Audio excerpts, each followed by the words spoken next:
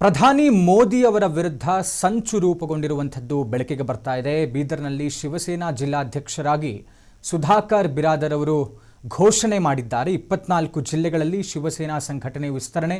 ಸಿದ್ಧಲಿಂಗ ಆಂದೋಲ ಶ್ರೀಗಳು ಈ ವಿಚಾರವಾಗಿ ಮಾತಾಡಿದ್ದಾರೆ. ಬೀದರ್ನಲ್ಲಿ ಶಿವಸೇನಾ ಜಿಲ್ಲಾಧ್ಯಕ್ಷರಾಗಿ ಸುಧಾಕರ್ ಬಿರಾದರ್ ಅವರು ಮಾಡಿರುವಂತಹ ಘೋಷಣೆ.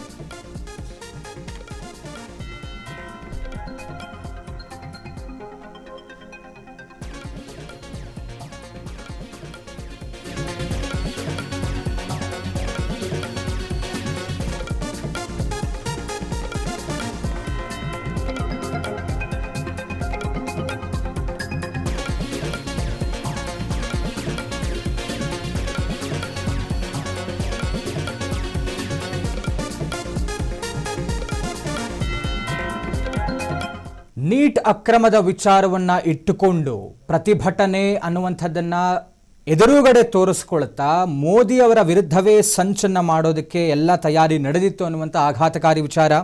ಬೀದರ್ನಲ್ಲಿ ಶಿವಸೇನಾ ಜಿಲ್ಲಾಧ್ಯಕ್ಷರಾಗಿ ಸುಧಾಕರ್ ಬಿರಾದರ್ ಅವರು ಘೋಷಣೆ ಮಾಡಿರುವಂಥದ್ದು. ಜಿಲ್ಲಾ ಪಂಚಾಯತ್, ತಾಲೂಕು ಪಂಚಾಯತ್, ಗ್ರಾಮ ಪಂಚಾಯತ್ ಚುನಾವಣೆಯಲ್ಲಿ ಶಿವಸೇನೆ ಸ್ಪರ್ಧೆ ಮಾಡುತ್ತೆ ಅನ್ನುವಂಥದ್ದನ್ನು ಘೋಷಣೆ ಮಾಡಿದ್ದಾರೆ. ನೀಟ್ ಪ್ರತಿಭಟನೆಗೆ ಬೆಂಬಲ, ಗೂಂಡಾಗಿರಿ ವಿರುದ್ಧ ಕಿಡಿಯನ್ನು ಕಾರಿದ್ದಾರೆ. ಸುಧಾಕರ್ ಬಿರಾದರ್ ಅವರು ವಿದ್ಯಾರ್ಥಿಗಳ ಸೋಗಿನಲ್ಲಿ ಗೂಂಡಾಗಳು ಹಿಂಸಾಚಾರ ನಡೆಸ್ತಾ ಇದ್ದಾರೆ, ಮೋದಿ ಹೆಸರನ್ನು ಹಾಳು ಮಾಡೋದಕ್ಕೆ ವಿರೋಧಿ ಶಕ್ತಿಗಳು ಸಂಚನ್ನು ರೂಪಿಸಿದ್ವು, ಅದೇ ರೀತಿಯಾಗಿ ನಡ್ಕೊಂಡ್ರು ಕೂಡ. ಉಮರ್ ಖಾಲಿದ್ ಬೆಂಬಲಿಗರ ವಿರುದ್ಧ ಕಠಿಣ ಕ್ರಮಕ್ಕೆ ಸುಧಾಕರ್ ಬಿರಾದರ್ ಅವರು ಆಗ್ರಹ ಮಾಡಿದ್ದಾರೆ. ಶಿವಸೇನಾ ಸಂಘಟನೆಯ ವಿಸ್ತರಣೆ ಬಗ್ಗೆ ಮಾತಾಡಿರುವಂಥದ್ದು ಸಿದ್ಧಲಿಂಗ ಆಂದೋಲ ಶ್ರೀಗಳು. ಅವರು ಕೂಡ ಎಲ್ಲ ಈಗ ಏನು ಲೋಕಲ್ ಬಾಡಿ ಎಲೆಕ್ಷನ್ಸ್ ಬರ್ತಾ ಇದೆ, ಅದರಲ್ಲಿ ನಾವು ಸ್ಪರ್ಧಿಸ್ತೇವೆ, ಶಿವಸೇನೆಯ ಒಂದು ಪಕ್ಷದಿಂದ ಅನ್ನುವಂಥ ಸಂಘಟನೆ ಏನಿದೆಯಲ್ಲ ಅದರಿಂದ ನಾವು ಸ್ಪರ್ಧೆ ಮಾಡ್ತೇವೆ ಅನ್ನುವಂಥದ್ದನ್ನು ಘೋಷಣೆ ಮಾಡೋದ್ರ ಜೊತೆಗೆ ಏನಿ ಒಂದು ನೀಟ್ ಅಕ್ರಮ ವಿಚಾರದಲ್ಲಿ ಈ ದೊಡ್ಡ ಪ್ರತಿಭಟನೆ, ದೇಶವ್ಯಾಪಿ ಒಂದು ಪ್ರತಿಭಟನೆ ಹೋರಾಟಗಳು ನಡೀತು. ಇದು ಕೇವಲ ನೀಟ್ ಹೆಸರಿಗಷ್ಟೇ, ಅದರ ಹಿಂದೆ ಬೇಕಾದಷ್ಟು ತಯಾರಿ, ಸಂಚು ಎಲ್ಲವೂ ಕೂಡ ಪ್ರಧಾನಿಯವರ ಸಂಚು ಅಂದರೆ ಒಂದು ರೀತಿಯಲ್ಲಿ ಅವರ ಶಕ್ತಿಯನ್ನು ಕುಂದಿಸಬೇಕು, ಅವರಿಗೆ ಕೆಟ್ಟ ಹೆಸರು ತರಬೇಕು ಬಿಜೆಪಿಗೆ, ಕೇಂದ್ರ ಸರ್ಕಾರಕ್ಕೆ ಅನ್ನುವಂಥದ್ದನ್ನೇ ಇವರು ಸಂಚು ಮಾಡಿಕೊಂಡು ಗೂಂಡಾಗಿರಿಯನ್ನು ಮಾಡಿದ್ರು. ಅವರನ್ನು ಬೆಂಬಲಿಸಿದ್ರು ಬೇಕಾದಷ್ಟು ಜನ ಎಡಪಕ್ಷಗಳು, ಬೇರೆ ಬೇರೆ ಐಡಿಯಾಲಜೀಸ್ ಇಟ್ಕೊಂಡಿರುವಂಥದ್ದವರು. ಉಮರ್ ಖಾಲಿದ್ ಬೆಂಬಲಿಗರು ಯಾಕಾಗ ಬಂದರು ಅಲ್ಲಿ, ಇದೆಲ್ಲವನ್ನು ಕೂಡ ಪ್ರಶ್ನೆ ಮಾಡಿದ್ದಾರೆ. ಗೃಹ ಸಚಿವರ ವಿರುದ್ಧ ಸಿದ್ಧಲಿಂಗ ಆಂದೋಲ ಶ್ರೀಗಳು ವಾಗ್ದಾಳಿಯನ್ನು ನಡೆಸಿದ್ದಾರೆ. BK ಹರಿಪ್ರಸಾದ್ RSS ಮೋದಿ ವಿರುದ್ಧದ ಹೇಳಿಕೆಗೆ ಆಕ್ಷೇಪವನ್ನು ವ್ಯಕ್ತಪಡಿಸಿದ್ದಾರೆ. RSS ವಿರುದ್ಧದ ಹೇಳಿಕೆಯನ್ನು ಖಂಡಿಸಿ ಶಿವಸೇನಾ ಹೋರಾಟದ ಬಗ್ಗೆ ಎಚ್ಚರಿಕೆಯನ್ನು ಕೊಟ್ಟಿದ್ದಾರೆ. CJP ಅಂದರೆ ಕಾಂಗ್ರೆಸ್ ಕಾಕ್ರೋಚ್ ಪಾರ್ಟಿ ಅಂತ ವಾಗ್ದಾಳಿಯನ್ನು ನಡೆಸಿದ್ದಾರೆ. KPSC ಹಗರಣದ ವೇಳೆ ರಾಜೀನಾಮೆ ಕೇಳಲಿಲ್ಲ ಯಾಕೆ ಅನ್ನುವಂಥ ಪ್ರಶ್ನೆ ಕೇಳಿದ್ದಾರೆ. ಪ್ರಧಾನಿ ಮೋದಿಯನ್ನ ದುರ್ಬಲಗೊಳಿಸೋದಕ್ಕೆ ಯಾರಿಂದಲೂ ಸಾಧ್ಯವಿಲ್ಲ, ದೇಶದ್ರೋಹಿ ಶಕ್ತಿಗಳ ವಿರುದ್ಧ ಕಠಿಣ ಕ್ರಮಕ್ಕೆ ಆಗ್ರಹ ಮಾಡಿದ್ದಾರೆ ಸಿದ್ಧಲಿಂಗ ಆಂದೋಲ ಶ್ರೀಗಳು. ಹಿಂದುತ್ವ, ಅಭಿವೃದ್ಧಿ, ಭ್ರಷ್ಟಾಚಾರ ವಿರೋಧವೇ ಶಿವಸೇನೆಯ ಗುರಿ ಎನ್ನುವಂಥ ಮಾತನ್ನು ಹೇಳಿದ್ದಾರೆ.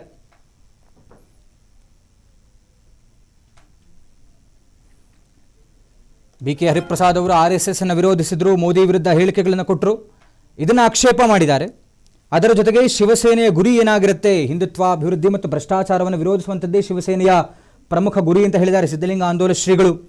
ಅದರ ಜೊತೆಗೆ ಕಾಂಗ್ರೆಸ್ ಅನ್ನು ಕೂಡ ಖಂಡಿಸಿದ್ದಾರೆ. CJP ಜೊತೆ ಏನು ಸೇರಿಕೊಂಡು CJPಗೆ ಬೆಂಬಲ ಕೊಟ್ಟರಲ್ಲ ಕಾಂಗ್ರೆಸ್ನವರು, CJP is not cockroach Janata party, ಅದು ಕಾಂಗ್ರೆಸ್ ಪಾರ್ಟಿ ಅನ್ನುವಂಥ ಮಾತನ್ನು ಹೇಳಿದ್ದಾರೆ. ಅದರ ಜೊತೆಗೆ ಕರ್ನಾಟಕದಲ್ಲಿ KPSC ಹಗರಣ ಆಯ್ತಲ್ವಾ, ಅವಾಗ ಯಾಕೆ ಯಾರು ಏನು ಮಾತಾಡಿಲ್ಲ ಅನ್ನುವಂಥ ಮಾತನ್ನು ಕೂಡ ಕೇಳಿದ್ದಾರೆ.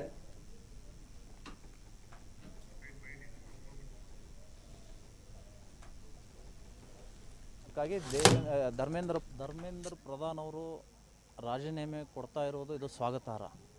ಯಾಕೆಂತ ಕೇಳಿದರೆ ವಿದ್ಯಾರ್ಥಿಗಳ ಭವಿಷ್ಯವನ್ನು ನೋಡಿಕೊಂಡು ವಿದ್ಯಾರ್ಥಿಗಳಿಗೆ ನ್ಯಾಯ ಒದಗಿಸಬೇಕು ಅನ್ನುವ ಕಾರಣಕ್ಕಾಗಿ ಸಂವಿಧಾನಿಕ ಒಂದು ಹುದ್ದೆಯಿಂದ ಅವರು ನಿರ್ಗಮಿಸಿದ್ದಾರೆ. ಇದು ಸ್ವಾಗತ ಪಡುವಂಥದ್ದು. ಆದರೆ ಈ ಹೋರಾಟವನ್ನು Congress Janata party, cockroach Janata party ಏನಿದೆಯಲ್ಲ, ಇದು ಕಾಂಗ್ರೆಸ್ ಕೋಆಪರೇಟಿವ್ ಕಾಕ್ರೋಚ್ ಜನತಾ ಪಾರ್ಟಿಯಾಗಿ ಪರಿಣಮಿಸಿದೆ. ಇಡೀ ದೇಶದಿಂದ ಬಂದಂತಹ ಅನೇಕ ರೌಡಿಗಳು, ಗೂಂಡಾಗಳು ಆ ಹೋರಾಟದಲ್ಲಿ ವಿದ್ಯಾರ್ಥಿಗಳ ವೇಷವನ್ನು ಹಾಕ್ಕೊಂಡು ಆ ಹೋರಾಟದಲ್ಲಿ ಭಾಗಿಯಾಗಿದ್ದಲ್ಲದೆ ದೇಶ ವಿರೋಧಿ ಶಕ್ತಿಯ ಘೋಷಣೆಗಳನ್ನು ನಾವು ಕೇಳಿದ್ದೇವೆ. ಇದು ಆಗಬಾರ್ದು, ಇದು ಮುಂದೆ ಒರಿಬಾರ್ದು. ದೇಶದ್ರೋಹಿಗಳಿಗೆ ಇದರ ಲಾಭ ಆಗಬಾರ್ದು ಅನ್ನುವ ಕಾರಣಕ್ಕಾಗಿ ಧರ್ಮೇಂದ್ರ ಪ್ರಧಾನ್ ಅವರು ರಾಜೀನಾಮೆ ಕೊಟ್ಟಿದ್ದಾರೆ. ಇದು ಸ್ವಾಗತ ಪಡಿಸ್ತಾ ಇದ್ದೀವಿ. ನೀಟ್ ಪರೀಕ್ಷಾ ಪತ್ರಿಕೆ ಲೀಕ್ ಆಗಿದೆ ಅನ್ನುವಂಥದ್ದು ನೆಪ ಮಾತ್ರ. ಆದರೆ ಜಾಗತಿಕ ಮಟ್ಟದಲ್ಲಿ ಮೋದಿ ಅವರಿಗೆ ಕೆಟ್ಟ ಹೆಸರು ತರಿಸಬೇಕು, ಅವರಿಗೆ ಮಸಿ ಬೆಳಿಬೇಕು ಅನ್ನುವ ಕಾರಣವನ್ನು ಇಟ್ಕೊಂಡು ಬಂದಂಥವರೇ ನೂರಾರು ಜನ, ಅಲ್ಲಿ ಸಾವಿರಾರು ಜನ ಹಿಂದೂ ಅಸ್ಮಿತೆಯನ್ನು ಟೀಕಿಸಲಿಕ್ಕೆ, ರಾಮನನ್ನು ಅವಮಾನಿಸಲಿಕ್ಕೆ ಇವತ್ತು ಅವರಲ್ಲಿ ಬಂದಿದ್ದಾರೆ. ರಾಮನ ಅವಮಾನ ಮಾಡಿದ್ದಾರೆ, ಭಾರತ ದೇಶಕ್ಕೂ ಅವಮಾನ ಮಾಡಿದ್ದಾರೆ. ದುರಂತ ಅಂದರೆ ನಮ್ಮ ಬೆಂಗಳೂರಿನಲ್ಲಿ ವಿದ್ಯಾರ್ಥಿಗಳು ಪ್ರತಿಭಟನೆ ಮಾಡಬೇಕಾದ್ರೆ ದೇಶದ್ರೋಹಿ ಆರೋಪದ ಮೇಲೆ ಜೈಲಲ್ಲಿರುವಂತಹ ಉಮರ್ ಖಾಲಿದ್ ಆ ವ್ಯಕ್ತಿಯ ಫೋಟೋವನ್ನು ಹಾಕ್ಕೊಂಡು ಇವರು ಮೆರವಣಿಗೆ ಮಾಡ್ತಾರೆ. ಒಬ್ಬ ಉಮರ್ ಖಾಲಿದ್ ಭಾರತ ದೇಶ ತೇರಾ ತುಕಡಾ ಹೋಗ ಅಂತ ಹೇಳಿದಂಥವನು ವಿದ್ಯಾರ್ಥಿಗಳ ಐಕಾನ್ ಆಗ್ತಾ ಅಲ್ಲ. ದೇಶದ 140 ಕೋಟಿ ಜನರು ಇವತ್ತು ಮೋದಿ ಅವರಿಗೆ ಬೆಂಬಲವಾಗಿ ನಿಂತಿದ್ದಾರೆ. ಅದರಲ್ಲಿ ಕೆಲವು ಪಾಕಿಸ್ತಾನದ ಏಜೆಂಟರು ಮಾತ್ರ ಮೋದಿ ವಿರೋಧಿ ಘೋಷಣೆಗಳನ್ನು ಕೂಗ್ತಾ ಇದ್ದಾರೆ. ಚೀನಾ ಏಜೆಂಟರು, ಅಮೇರಿಕಾದ ಏಜೆಂಟರು ಮಾತ್ರ ಮೋದಿ ವಿರುದ್ಧ ಮಾತಾಡ್ತಾ ಇದ್ದಾರೆ. ಅದನ್ನು ಬಿಟ್ಟರೆ ಉಳಿದ ಭಾರತದ ಎಲ್ಲ ಕೋಟ್ಯಾನುಕೋಟಿ ಜನರು ಇವತ್ತು ಮೋದಿಯವರ ಜೊತೆಗಿದ್ದಾರೆ. ಮೋದಿ ಅವರನ್ನು ಅಲುಗಾಡಿಸ್ಲಿಕ್ಕೆ ಸಾಧ್ಯ ಇಲ್ಲ. 24 ಗಂಟೆಗಳ ಕಾಲ ಮೋದಿಯವರನ್ನು ಊರು ಕಾಯಕ್ಕಾಗದವನು ದೇಶ ಕಾಯಕ್ಕೆ ಹೋಗಿದ್ದಂತೆ ನಮ್ಮ ಪ್ರಿಯಾಂಕಾ ಖರ್ಗೆ ಅವ್ರ ಪರಿಸ್ಥಿತಿನೂ ಅದೇ ಇದೆ. ಬೇರೆಯವರಿಗೆಲ್ಲ ಬಟ್ ಮಾಡಿ ತೋರಿಸೋದು ಮಾಡ್ತಾರೆ. ತಮ್ಮ ಕ್ಷೇತ್ರದಲ್ಲಿನೇ ಅವರ ಕೃಪೆಯಿಂದ ಬೆಳೆದಂತನೇ KPSC ಅಧ್ಯಕ್ಷ ಇವತ್ತು ತಮ್ಮ ಮಗಳನ್ನು ನೇಮಕ ಮಾಡಲಿಕ್ಕೆ ನಕಲಿ ದಾಖಲೆಗಳನ್ನು ಸೃಷ್ಟಿ ಮಾಡಿಕೊಂಡು ಅವರನ್ನು ನೇಮಕ ಮಾಡ್ಕೊಂಡಿದ್ದಾರೆ. ಇಂತಹ ಅನೇಕ ಅಕ್ರಮಗಳು, ವೆಟರ್ನರಿ ಡಾಕ್ಟರ್ ನೇಮಕ ಮಾಡ್ಕೋಕೆ ಕೋಟ್ಯಾಂತರ ರೂಪಾಯಿ ಅಲ್ಲಿ ಲಂಚಕ್ಕೆ ಆಮಿಷ ಹೊಡ್ತಾ ಇದ್ದಾರೆ. ಇದ್ರ ಬಗ್ಗೆ ಕ್ರಮ ತಗೊಳ್ಳಿ ಪ್ರಿಯಾಂಕಾ ಖರ್ಗೆ ಅವರು. ಬರೀ FIR ಮಾಡಿಬಿಟ್ರು KPSC ಪ್ರೆಸಿಡೆಂಟ್ರ ಮೇಲೆ. ಯಾಕೆ ಜೈಲಿಗೆ ಕಳಿಸಲಿಲ್ಲ ಇವರು? ಯಾಕೆ ಅರೆಸ್ಟ್ ಮಾಡೋದಿಲ್ಲ ಇವರು? ಇವ್ರ ವಿರುದ್ಧ ಮಾತಾಡಿದವ್ರಿಗೆ ಜೈಲಿಗೆ ಹಾಕ್ತಾರೆ. ಆದರೆ ಸರ್ಕಾರದಲ್ಲಿ ಅಕ್ರಮ ಮಾಡಿದವ್ರಿಗೆ ಇವರು ಪೋಷಿಸ್ತಾರೆ. ಬಾಯಿ ತೆಗೆದರೆ ನಮ್ಮದು ಸಂವಿಧಾನ ಸರ್ಕಾರ, ಸಾವರ್ಕರ್ ಸರ್ಕಾರ ಅಲ್ಲ ಅಂಬೇಡ್ಕರ್ ಸರ್ಕಾರ ಅಂತ ಹೇಳಿ ಬೊಂಬಡಿ ಹೊಡಿತಾರೆ. ಇಲ್ಲಿ ಯಾಕೆ ನಿಮ್ಮ ಬಾಯಿ ಬಂದಾಗಿದೆ? ಅತಿ ಹೆಚ್ಚು ಭ್ರಷ್ಟಾಚಾರ ಇವತ್ತು ಕರ್ನಾಟಕದ ಕಾಂಗ್ರೆಸ್ ಸರ್ಕಾರದಲ್ಲಿ ನಡೀತಾ ಇದೆ. ಅದಕ್ಕಾಗಿ ಇಲ್ಲಿಯ ಮಂತ್ರಿಗಳು, ಇಲ್ಲಿಯ ಮುಖ್ಯಮಂತ್ರಿಗಳು ಇವರು ರಾಜೀನಾಮೆ ಕೊಟ್ಟು ಮನೆಗೆ ಹೋಗಬೇಕು ಅಂತ ನಾವು ಶಿವಸೇನಾ ಪಕ್ಷದಿಂದ ಆಗ್ರಹ ಮಾಡ್ತಾ ಇದ್ದೇವೆ. ಈ ಪಂಜಾಬ್ ಅಲ್ಲ ಸರ್, ನಮ್ಮ ಕರ್ನಾಟಕದಲ್ಲಿಯೂ ಇದೇ ಪ್ರಿಯಾಂಕಾ ಖರ್ಗೆ ಅವರ ಒಡೆತನದ ಸಿದ್ಧಾರ್ಥ ಲಾ ಕಾಲೇಜಿನಲ್ಲಿ ಪರೀಕ್ಷಾ ಅಕ್ರಮ ಆಗಿದೆ ಮತ್ತು ಬೇರೆ ಬೇರೆ ಕ್ಷೇತ್ರಗಳಲ್ಲಿಯೂ ಅಕ್ರಮ ಆಗಿದೆ. ಇವರ ಗುರಿ ಏನು ಅಂತ ಕೇಳಿದರೆ ಕಾಂಗ್ರೆಸ್ ಪಕ್ಷ ಆಯಿತು, ಆಪ್ ಪಕ್ಷ ಆಯಿತು ಅಲ್ಲ. ಇವರ ಗುರಿ ನರೇಂದ್ರ ಮೋದಿ ಅವರು. ನೆಪ ಮಾತ್ರ ಇವ್ರದ್ದು ಹೋರಾಟ ಇವತ್ತು ನೀಟ್ ಪರೀಕ್ಷಾ ಹಗರಣದ ಬಗ್ಗೆ ಇರುವುದಾದರೆ ಮೋದಿ ಅವರನ್ನು ಕೆಳಗಿಳಿಸಬೇಕು, ಕಾಂಗ್ರೆಸ್ನ ಕೆಂಪು ಕೋಟೆಯಲ್ಲಿ ಕೂಡಿಸ್ಬೇಕು ಅಂತ ಹೇಳಿ ಇವ್ರದ್ದು ಹೋರಾಟ ಇದೆ. ಇದು ಒಂದು ಏಜೆಂಟರ ರೀತಿಯಲ್ಲಿ ಕಾಂಗ್ರೆಸ್ ಕಾಕ್ರೋಚ್ ಪಾರ್ಟಿ ಇವತ್ತು ಹೋರಾಟ ಮಾಡ್ತಾ ಇದೆ ಹೊರತು ಇಲ್ಲಿ ಯಾವುದೇ ಮೌಲ್ಯವನ್ನು ಇಟ್ಕೊಂಡು ಅವರು ಹೋರಾಟ ಮಾಡ್ತಾ ಇಲ್ಲ.